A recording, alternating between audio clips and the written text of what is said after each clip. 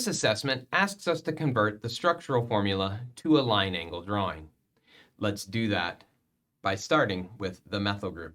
So note the chain is going to start with a methyl. It's going to go up to a CH, down to a CH2, up to a CH, and then down to a CH3.